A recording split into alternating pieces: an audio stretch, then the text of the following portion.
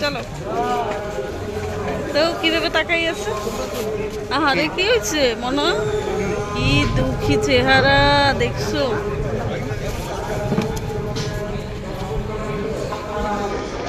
এই সাদাগুলো সব ইন্ডিয়ান গরু নাকি, সব বিশাল বিশাল সাইজ, একদম বড় বড়, সব নওগাঁ থেকে, নাটোর থেকে, পাবনার থেকে, এইসব জায়গা থেকে আসছে। সাইজে গুজে আসছে।